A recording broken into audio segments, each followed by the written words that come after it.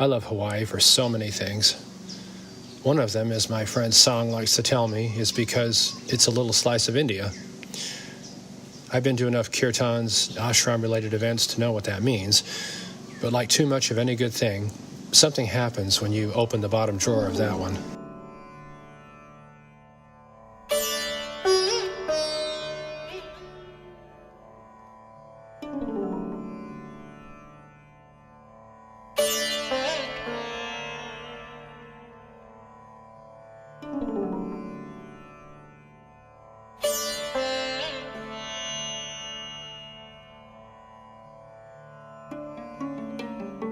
Violent nationalism is a curse and a poison, whether it manifests in German, English, or Hindi. Like a lot of hot points in Europe, it surfaced in India too. And like the USA, it found a place to hide under the trench coat of a majority religion. District 2 Representative Tulsi Gabbard made history when she took the oath of office with her hand on a Bhagavad Gita. Now a lot of Hawaiians want to know just exactly who she's representing.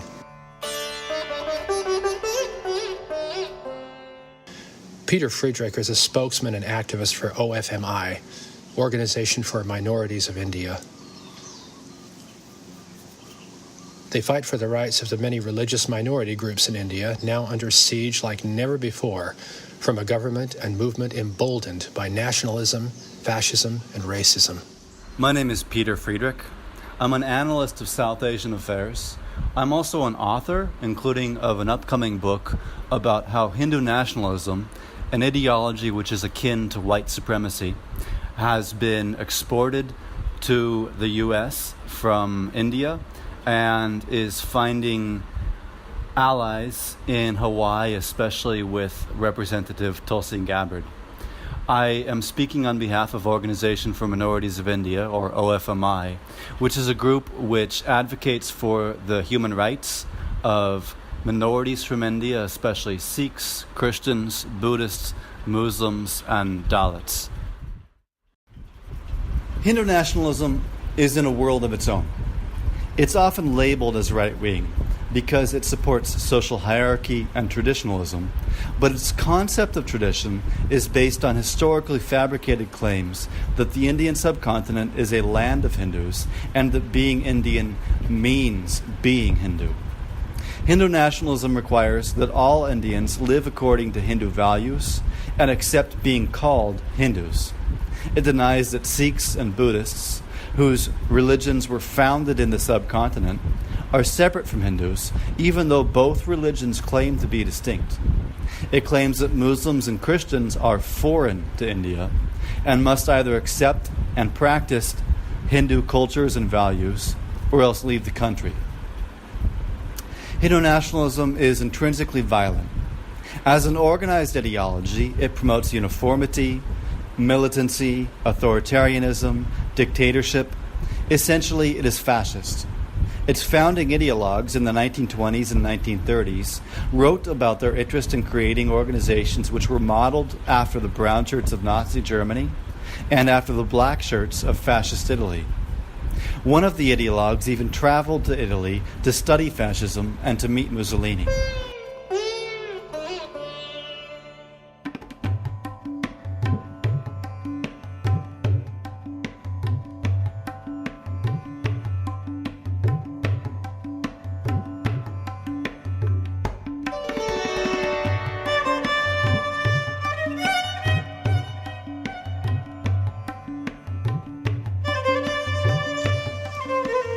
Rewind for a bit.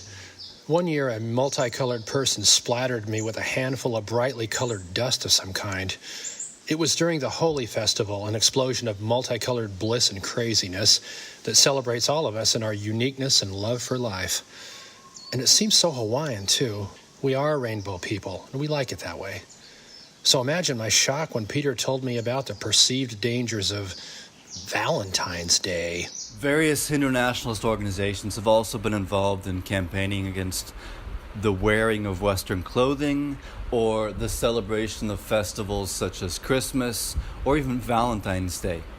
Now, One of the leaders of one of the most prominent Hindu nationalist organizations, known as the Vishwa Hindu Parishad, this leader of the VHP, his name is Surendra Jain, on Valentine's Day 2018, he warned, "We want to save our daughters and sisters from this type of vulgar presentation of love." Subsequently, various VHP activists were involved in violent assaults on malls and various stores which were displaying Valentine's Day displays, and they went in and basically destroyed these displays. They attacked couples who were seen in public celebrating Valentine's Day. And it's actually kind of been a priority of BJP governments and of Hindu nationalist organizations to stage these campaigns against the public display of love.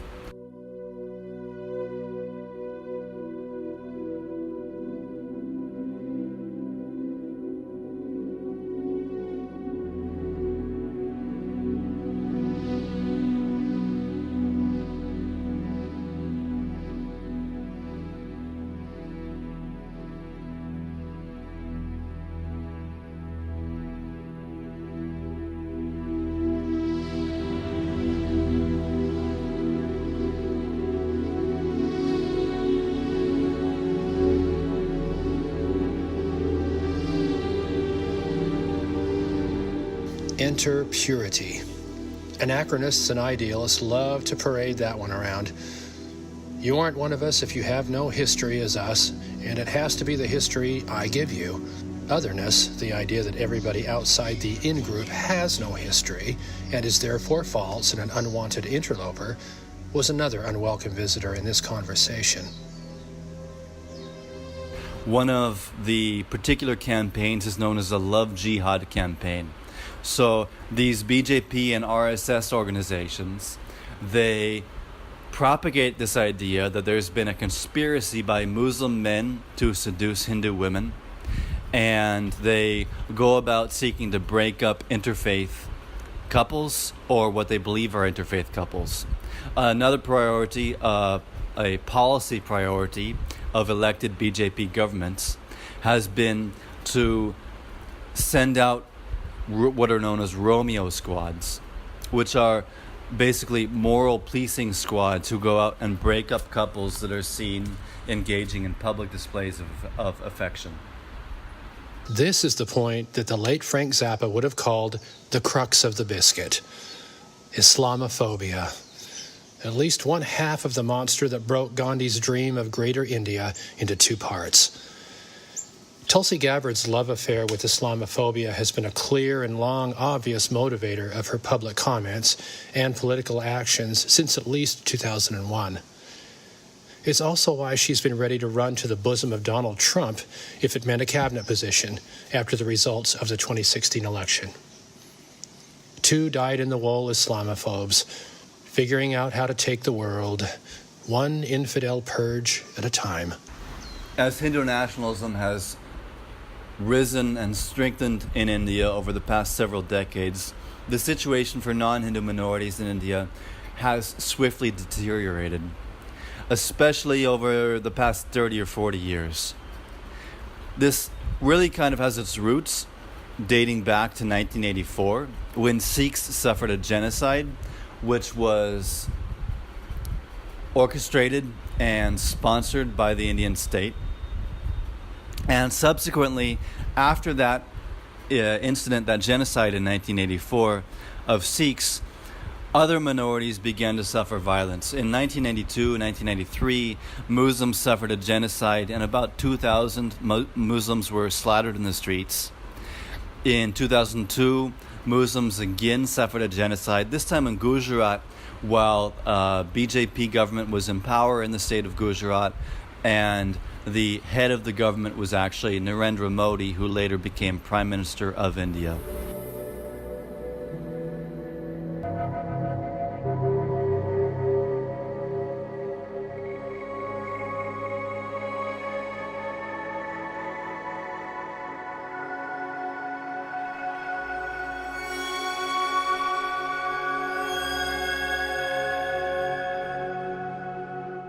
Subsequently, in 2008, Christians suffered a pogrom, and they also regularly face violence, and they regularly face disruption of their worship services and just general intimidation. In a report issued by the United States Commission on International Religious Freedom, which is an entity of the U.S. State Department, that group warned that impunity for these various pogroms, these various genocides against Muslims, against Christians, against Sikhs in India, really has its roots and is undergirded by impunity for the genocide against Sikhs in 1984. And that impunity for that genocide in 1984 has empowered extremists in India to commit further atrocities against other minority groups in India. So the Commission on International Religious Freedom, they wrote, and I quote, "The failure to provide justice to religious minorities targeted in violent riots in India is not a new development and has helped foster a climate of impunity. In 1984, anti-Sikh riots erupted in Delhi. Over 4 days, nearly 3,000 Sikhs were killed. Few perpetrators were ever held accountable, and only years after the fact. In the late 1990s, there was a marked increase in violent attacks among members of religious communities, particularly Muslims and Christians, throughout India, including incidents of killings, torture, rape, and destruction of property. Perpetrators were rarely held responsible." End quote. So basically, this is the story. Impunity compounds and creates impunity, and the more often these extremists get away with killing non-Hindu minorities, the more often they kill non-Hindu minorities.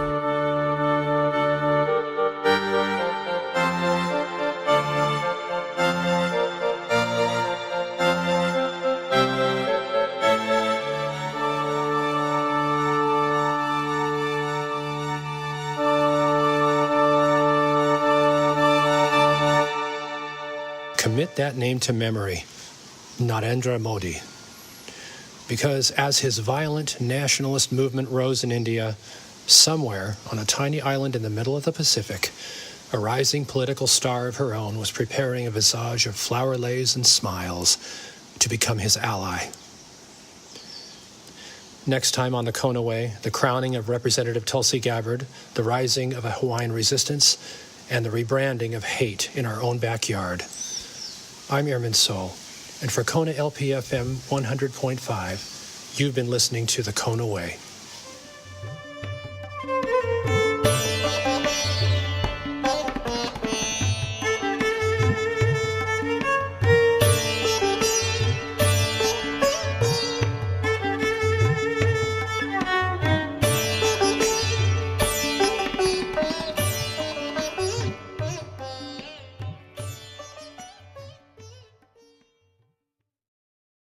Last time on the KONA Way, we talked about the rise of violent Hindu nationalist fascism and how it was finding inroads to Hawaii.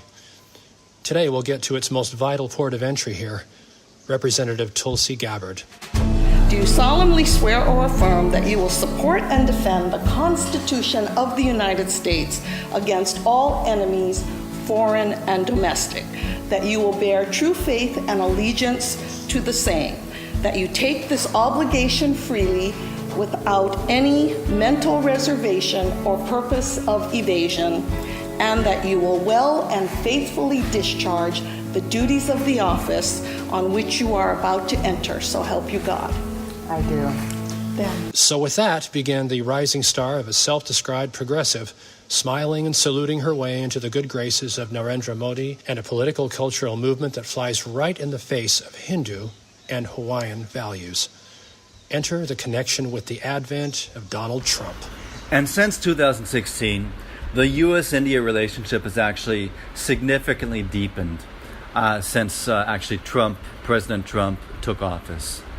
The BJP and members of the BJP, both in India and in U.S., where there is a prominent group known as Overseas Friends of the BJP, they're huge fans of Trump.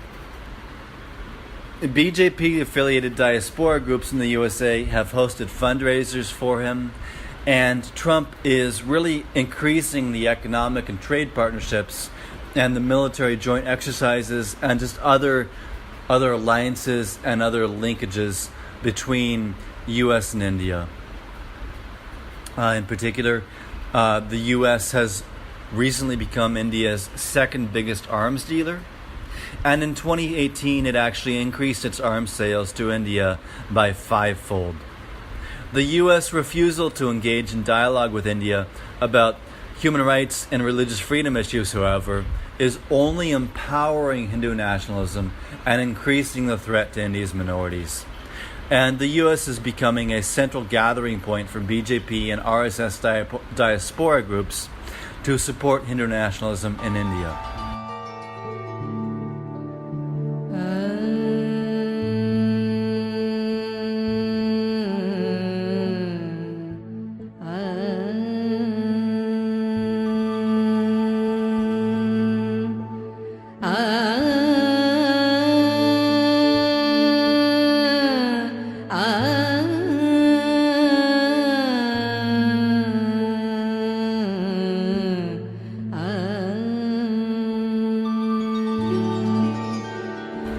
Notably, upcoming in September 2018 in Chicago, there will be this World Hindu Congress organized by the Vishwa Hindu Parishad of America. Now, the Vishwa Hindu Parishad of America is the U.S. branch of the Vishwa Hindu Parishad of India, which has just been declared by the CIA as a religious militant group. And this World Hindu Congress in September in Chicago will feature as its keynote speakers Narendra Modi, who's the Prime Minister of India and a BJP and RSS member, Yogi Adityanath, this BJP ruling leader of Uttar Pradesh, and Mohan Bhagwat, who is the supreme leader, the current supreme leader of the RSS. In essence, the rise of Trump, along with his alt-right supporters, is offering fertile ground for extremist Hindu nationalist groups to feel safe to act openly on American soil rather than just in India. So what about the duties of our new representative in Congress? Apparently, the concerns of Hawaiians are a ways down the list. The homeless in Hawaii could wait, while the needs for people like Bashar al-Assad topped her list. मैं जातिवाद में कम विश्वास करता हूँ। हमारे देश का नाम हिंदुस्तान है, अर्थात ये हिंदुओं का देश है। सत्ता पहले भी देखी होगी, सत्ता आज भी देख रहे हैं। आज के हमारे प्रधानमंत्री माननीय नरेंद्र मोदी जी कहते हैं सबका साथ सबका विकास, कोई जातिवाद नहीं। कांति के गो जोगी भिखारी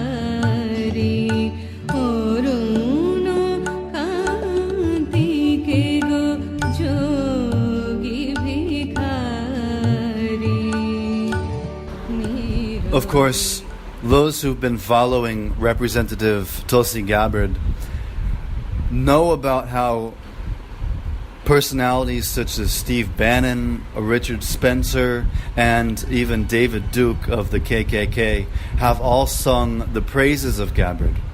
And that's no surprise, considering that these alt-right or these white supremacist figures also sing the praises of Indian Prime Minister Narendra Modi and of the Hindu nationalist BJP.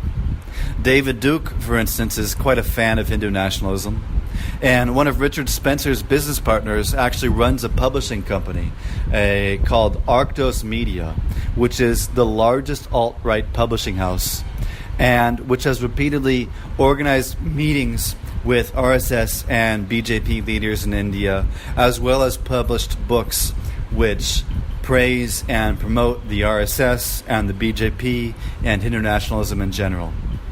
Tulsi Gabbard is certainly reaping the rewards here in the U.S. for her alliance with Hindu nationalists from India.